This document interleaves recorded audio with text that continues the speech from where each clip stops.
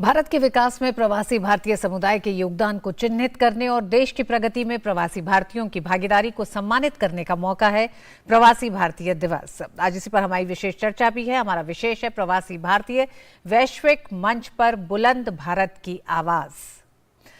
3 मेहमान हमारे साथ जुड़ रहे हैं। हम जानते हैं इस सम्मेलन में प्रधानमंत्री नरेंद्र मोदी ने कहा कि विश्व में प्रवासी भारतीय भारत के ब्रांड एम्बेसडर हैं और आज हमारे साथ इस कार्यक्रम में 2 ब्रांड एम्बेसडर जुड़ गए हैं। हमारे साथ जुड़ रही हैं रीना विनोद पुष्करना।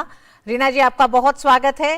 रीना को आज सम्मानित किया गया, राष्ट्रपति द्रौपदी मुर्मू ने इन्हें सम्मानित किया है प्रवासी भारतीय दिवस के अवसर पर।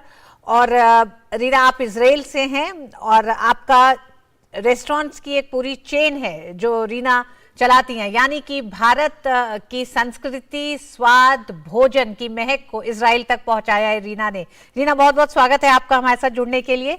हमारे साथ अशोक तिवारी हैं, आप उज्बेकिस्तान से हैं और आप पहली बार एक तरह से उज्बेकिस्तान से किसी प्रवासी भारतीय को सम्मानित किया गया है।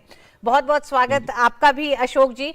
और रीना, आपसे शुरू करना चाहेंगे। आप भारत में मूल रूप से कहां से आपकी जड़ें हैं, पहली बात, और अपनी उपलब्धि को भी बताइए। और भारतीय प्रवासी दिवस पर इस बार जब आप भारत आई तो आपने किस तरह के परिवर्तन को महसूस किया?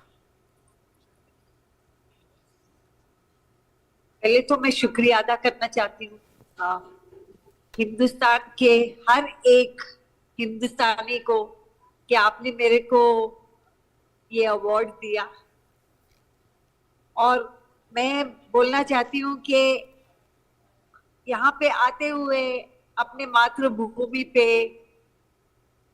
इतना अच्छा लगा कि मैं सोच रही थी कि मेरे माँ बाप जो ऊपर हैं, ऊपर इन द स्काई, वो आज देख के इतनी गौरव से कहते होंगे कि हिंदुस्तान ने हमारी बेटी को फिर से बुलाया। हिंदी तो मैं काफी बोल नहीं सकती क्योंकि मैं इंग्लिश बोलती हूँ ज्यादा करके, मेरी हिंदी थोड़ी कमजोर है। लेकिन रीना जी, अभी तक जो आपने बोला है वो बहुत रीना जी, अभी तक जो आपने हिंदी में बोला वो बहुत ही बेहतरीन बोला है। और अगर आप हिंदी में बात कर सकेंगी तो हमें अच्छा लगेगा, लेकिन जिसमें आपको सुविधा हो। बहुत अच्छा, thank you. I was very, very honored to receive this award from the President of India, Srimati Draupadi Murmu. She is an Indian lady president. For me, Indian power is the most important in the world. So getting this award, firstly from the government of India, I want to thank the government of India for acknowledging me and thinking me fortunate enough, or thinking me that I should receive this kind of award, but also to receive this award from a lady president was an unforgettable experience for me in life. And I think every young girl in India would be very proud today to be an Indian young lady, to receive an award from a lady Indian president. जी रीना, हम आपसे और भी बात करेंगे, उससे पहले अशोक जी हमारे साथ जुड़े हुए हैं। अशोक जी, जानना चाहेंगे कि मूलतः आप भारत में किस इलाके से हैं और साथ ही आपका अपना अनुभव, भारत इस बार आपको सम्मानित किया गया है प्रवासी भारतीय दिवस में, उपलब्धियों के तौर पर और भारत में किस तरह के परिवर्तन को, क्योंकि जब आप ब्रांड एम्बेसडर, प्रधानमंत्री ने तमाम प्रवासी भारतीयों को कहा है तो एक जिम्मेदारी भी दी है भारत की प्रगति में, भारत की तरक्की में। सबसे पहले सारे श्रोताओं को मेरा नमस्कार। और मैं बताना चाहता हूं कि मैं भारत का राज्य बिहार से बिलोंग करता हूं। मेरा बिहार राज्य है।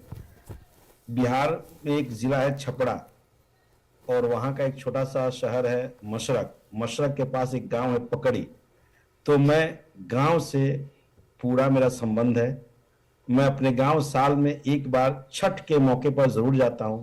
जैसे आपको पता होगा, हम बिहार का सबसे बड़ा कोई पर्व है तो वह है छठ पर्व। तो इस बहाने अपने बिहार के गांव से मैं अपना नाता, आज 30 साल मुझे भारत को छोड़े हुए हो गया, लेकिन एक पर्व बिहार का जो सबसे बड़ा पर्व है छठ पर्व, जो मुझे अपने गांव से जोड़कर आज तक रखे हुए है। और जहां तक बात है, आज से 30 साल पहले मैं भारत से प्रवास ले लिया था, जो बहुत ही एक मीन्स आज के दिन में देखा जाए तो जो बदलाव मैंने पिछले 30 साल में अनुभव किया, और जो पिछले 30 साल का तो बहुत लंबी कहानी हो जाएगी, लेकिन पिछले 4-5 सालों में जो भारत में बदलाव आया है, इसकी मैं एक छोटे शब्द में ही कह सकता हूं कि मैं 30 साल में जहां मैं रहता हूं उज्बेकिस्तान में, वहां के लोग भारत के 2 नेता को जानते हैं। उससे आपको बहुत चीज समझ में, एक लाल बहादुर शास्त्री जी को और दूसरे प्रधानमंत्री नरेंद्र मोदी जी को। अब आप समझ सकती हैं कि भारत का बदलाव 1966 के बाद ये पिछले 5 सालों में 6 सालों में हो गया है।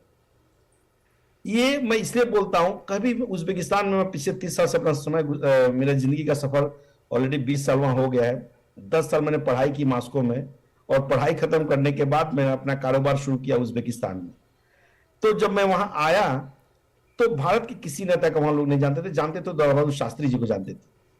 और आज शास्त्री जी, आप समझे 1966 में शास्त्री जी का वहां देहांत हुआ था ताशकंद में जी। और 70 देखा जाए तो या 30 साल और 50-52 कुछ कम 60 साल के आसपास में अगर किसी नेता ने अपना एक इंडिया के अंतर्राष्ट्रीय मंच पर कुछ बदलाव लाई है, कुछ एक अपने भारत के इमेज को, इसकी सुंदरता को, इसकी अच्छाइयों को दुनिया को दिखाई है, तो वो है हम लोग के यशस्वी प्रधानमंत्री माननीय श्री नरेंद्र मोदी जी जी। और मैं अपने बारे में बताना चाहता हूं, मैं भी वहां एक कारोबार से जुड़ा हूं और मैं वहां के भारतीय समुदाय का प्रतिनिधित्व करता हूं। जी जी अशोक जी हमारे साथ एक और मेहमान जुड़ गए हैं, अमित लैथ। आप भी आज प्रवासी भारतीय, सम्मानित प्रवासी भारतीय हैं, ब्रांड एम्बेसडर है भारत के। आप CEO Sharda group of company से हैं, पोलैंड में हैं आप। अमित, सबसे पहले जानना चाहेंगे कि जिस तरह से हमारे साथ 2 मेहमान और जुड़े हुए हैं, रीना विनोद जी हैं, अशोक तिवारी जी हैं, उन्होंने अपने अनुभवों को भी साझा किया। हम चाहेंगे कि पोलैंड से लेकर भारत तक की यात्रा, आज जब प्रवासी भारतीय दिवस में आप मौजूद थे, तो वो क्या भारत को, बदलते भारत की एक छवि को लेकर आप उस प्लेटफॉर्म पे थे जो आप शायद देश दुनिया को बता सकते हैं भारत के लिए? पहले तो रीना जी और अशोक जी, आपको बहुत बहुत बधाइयां और बहुत बहुत शुभकामनाएं। बात रही जो आपने बताया कि भारत का क्या व्यू है और पोलैंड और भारत की क्या जर्नी है। देखिए, पोलैंड एक बहुत पुराना पार्टनर है भारत के साथ। जब 1945 में वर्ल्ड वॉर हुआ था, महाराजा ऑफ जामनगर जो है, उन्होंने एक बहुत अहम रोल खेला था पोलैंड के साथ में। बेसिकली उन्होंने 500 ऑर्फन्स को पनाह दी थी जामनगर में। और पोलैंड जो है, ये भारत की ये जो रोल प्ले किया था महाराजा ऑफ जामनगर ने, भारत ने, वो कभी भी नहीं भूल पाते हैं। तो हर पोलैंड के वासी बेसिकली वो जानते हैं, महाराजा ऑफ जामनगर के नाम से स्कूल्स है, वहां पर स्ट्रीट्स है, एक्सट्रीमली पॉपुलर, और बहुत अच्छे संबंध है भारत के पोलैंड से, in terms of trade also, in terms of cultural relationship also, in terms of other ties also. जी अमित जी, एक बात और आपसे जानना चाहेंगे कि जब प्रधानमंत्री नरेंद्र मोदी ने कहा कि आने वाले समय में 21वीं सदी के भारत में, और खासकर जब 2047 में 100 साल भारत पूरा करेगा, तो भारत के विकास में प्रवासी भारतीयों की भूमिका, जिम्मेदारी और ज्यादा बढ़ जाती है। ऐसे में आप तीनों से ही जानना चाहेंगे, आप लोग किस तरह से भारत में एक नए बदलाव के द्योतक हो सकते हैं, की शुरुआत कर सकते हैं अपने अनुभवों के साथ? अमित, आपसे शुरू करना चाहेंगे। जी, देखिए, इंडियन ग्लोबल डायस्पोरा जो है बहुत इंपॉर्टेंट रोल प्ले करता है। मैं आपको एक बहुत छोटा एग्जांपल देना चाहता हूं। लास्ट ईयर जब यूक्रेन रशिया का युद्ध शुरू हुआ, तो भारत सरकार ने एक इनिशिएटिव लिया कि भाई we have to evacuate Indian students out of Ukraine. तो पोलैंड के जो इंडियन डायस्पोरा ने बहुत इंपॉर्टेंट रोल प्ले किया उसमें भारत सरकार के साथ। एंड हर संकट की घड़ी आती है तो ग्लोबल डायस्पोरा जो है वो साथ में एकजुट लग जाता है, इंश्योर करता है कि हर भारतवासी जो बाहर रहता है, हर प्रवासी जो है सुरक्षित है। और ये सरकार का भी यही मैंडेट है। जी रीना जी, भारत G20 की अध्यक्षता कर रहा है और प्रधानमंत्री ने इस मंच से साफ कहा कि G20 को सिर्फ एक डिप्लोमेटिक इवेंट न देश में लोग समझे और न प्रवासी भारतीय समझे, इसे अपनी एक जिम्मेदारी से जन भागीदारी के तौर पर इसे देखा जाए। तो इतने बड़े मंच का जब संचालन भारत करने जा रहा है, ऐसे में बदलते भारत को आप लोग किस तरह से और ज्यादा मजबूत कर सकते हैं प्रवासी भारतीय, अगर हम इजराइल से आपसे जानना चाहें? पहले तो मैं कहना चाहूंगी कि सॉरी इजराइल में अगर देखा जाए मोदी जी के विजिट के बाद में 218 में इजराइल की पहले तो पॉलिटिकल कनेक्शन थी और इजराइल और हिंदुस्तान 30 साल सेलिब्रेट कर रहे थे डिप्लोमेटिक रिलेशंस के लिए, पर जो उनमें उसके बाद मोदी जी के विजिट के बाद लोग इतना सोचने लगे कि हिंदुस्तान जो है और हिंदुस्तानियों जो है आज हर मंच पे खड़े हो सकते हैं। तो पीबीडी जो है वो एक्चुअली इनकरेजमेंट है हर हिंदुस्तानी को पूरे ग्लोब में कि वो हिंदुस्तान वो खड़े रह के हिंदुस्तानी और हिंदुस्तान के लिए क्या अपनी तरफ से पर्सन टू पर्सन क्या करें, और फिर उसके बाद में politicians take it over and they present it globally. So I think the G20 which is happening in India is the biggest compliment to the world, because India is capable of everything today, capable of standing up for itself against the world, capable of friendship with all the world. So इससे बढ़ के दो चीज कुछ नहीं है। जी अशोक जी, युवा entrepreneurs के लिए भारत में जब भारत का युवा आप लोगों को देखता है, आप लोगों की प्रगति को देखता है, उपलब्धि को देखता है, और उस उपलब्धि के बाद जब उसका फायदा भारत की तरक्की में देखता है तो उसे एक नई उम्मीद बनती है। पिछले कुछ समय में भारत में कई ऐसे बड़े नीतिगत फैसले लिए गए जो प्रवासी भारतीयों के लिए भी उनके विस्तार और भारत की तरक्की के साथ जोड़ने के लिए बेहद अहम रहे हैं। क्या आपको लगता है कि इसने पूरे एक इकोसिस्टम को बदला है?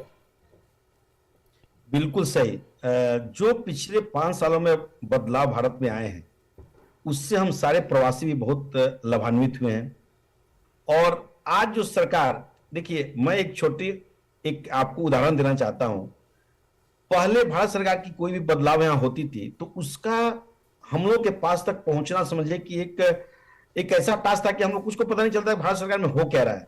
लेकिन आज भारत में जो भी बदलाव आता है उसका मिशन के थ्रू, एम्बेसी के थ्रू हम लोग को बुलाकर एक एक चीज का इंफॉर्मेशन दिया जाता है। और जो बदलाव पिछले कुछ दिनों में हुए, चाहे जितने फॉरेनर्स रहते हैं, हम लोग जैसे हम लोग तो अप्रवासी हैं, हम लोग NRI हैं, नॉन रेजिडेंट इंडियंस, तो जो भारत सरकार ने टैक्सेशन की बात हो, ये टैक्सेशन में जो हम लोग को रिबेट्स मिल रहे हैं, जो नई सुधार आई है, चाहे कोई NRI इंडिया में इन्वेस्ट करता है तो इन्वेस्टमेंट के अगेंस्ट जो बेनिफिट्स जो मिल रहे हैं हम लोगों को, ये सब चीजें पहले पता नहीं, खैर जो भी था, आज जो बदलाव आई है ये आने वाले समय में जितने प्रवासी भारतीय हैं सबके लिए एक बहुत बड़ा एक मौका देने जा रहा है ताकि वो लोग भारत में आए, अपने को बहुत ही मजबूत फील करें। भले देश छोड़ चुके हैं बहुत पहले। अशोक जी, सरकार ने प्रवासी भारतीयों के लिए काफी कुछ करा है कि आप मजबूत महसूस करें, लेकिन भारत में जो लोग हैं, जो आपके बीच के हैं, आप छपरा से हैं, आप छपरा से विदेश चले गए हैं, आज विदेश आते हैं, आपको सम्मानित किया जाता है भारत की धरती पे, तो शायद छपरा या भारत के तमाम लोग ये उम्मीद करते हैं कि आप भारत को रिटर्न में क्या देते हैं, आप भारत को किस तरह से बदलने में आपकी भूमिका होती है, तो वो आप लोग किस तरह से करने जा रहे हैं? क्या आप सोचते हैं इस तरफ? बिल्कुल सही कह रहे हैं मैम। मैं अपनी शुरुआत अपने एक जिले के अंदर, मैं स्टेट की बात नहीं करूंगा, जिले के अंदर आने वाले 5 साल में एक बहुत बड़ा मेरा इन्वेस्टमेंट प्लान है, क्योंकि मैं देखता हूं आज बिहार इंडस्ट्रियल औद्योगिक तौर पे बहुत ही पिछड़ा एक राज्य माना जा रहा है और है भी। तो मैं अपने राज्य के लिए यही कर सकता हूं कि इनिशियली एक एक फूड जोन गवर्नमेंट ने वहां डिक्लेयर किया है, जहां मेरा आने वाले 5 साल में बड़ा इन्वेस्टमेंट का प्लान है। और मैंने पिछले जो मंत्री थे श्री शाहनवाज हुसैन साहब, उनसे मैंने बात शुरू की थी। बीच में फिर पता चला सरकार बदल गई, कुछ चेंजिंग आई है, तो मेरी जो प्रपोजल गया था, जो मैं अपना ऑफर दिया था, उस ऑफर पर अभी तक मैं इंतजार कर रहा हूं कि मुझे उसका आंसर आए, ताकि मुझे जमीन अलॉट हो, जमीन अलॉट होकर मैं अपना इन्वेस्टमेंट आगे बढ़ाऊं और मैं अपना प्रोडक्शन स्टार्ट करूं। अब ये सरकारी तंत्र को उतना अच्छा से मैं समझ नहीं पा रहा हूं, लेकिन आज मेरे खुद सांसद साहब आए थे मुझे मिलने के लिए, जब मुझे वहां अवार्ड दिया जा रहा था। जी अशोक जी, ये जज्बा ही बस चाहिए, उस जज्बे से ही परिवर्तन हो जाएगा। अमित जी भी हमारे साथ जुड़े हुए हैं।